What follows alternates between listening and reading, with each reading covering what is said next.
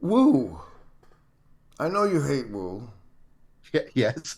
and and the most I've gotten out of paying what attention I do to you is that there's the spiritual bypassing aspects that you associate with it. Yeah. What else? Because uh, Oh, there's a lot. Woo is like you distinguish it in terms of the epistemic, the knowledge gathering practices and the epistemological practices, how much they reflect on and make use of our best understanding of knowing. And so there's woo is when people are engaged in very confused, unclear, vague.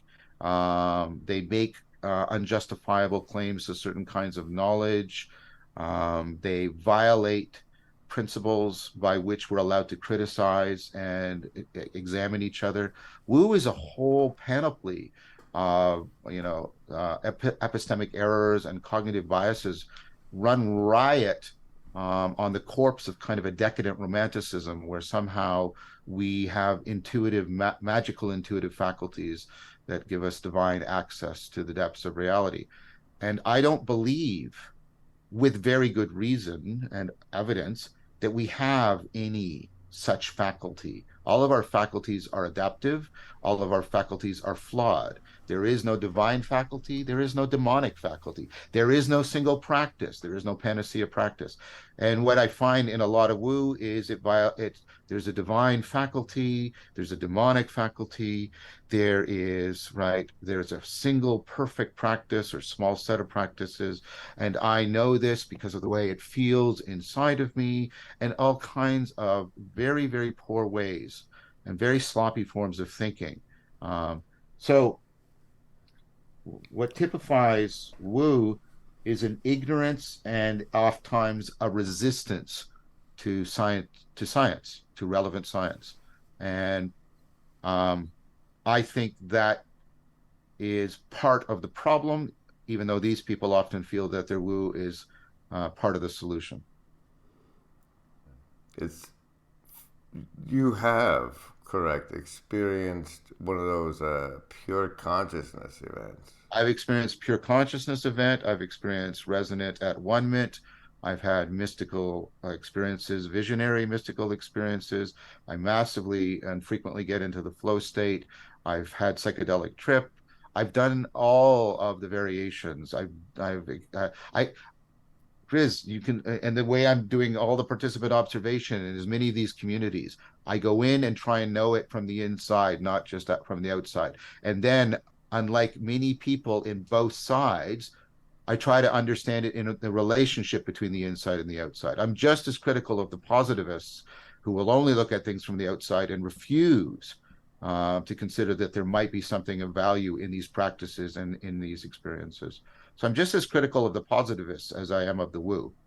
No, it's a little fascinating to me that having experienced one of those PCEs or whatever, that you still would say that there isn't faculties that the human organism possesses that are not well known, that we're not capable of more than we understand. Oh, I didn't say that. Okay, so let me respond because I think I wasn't clear. Um, I think that we have a tremendous capacity for self-transcendence.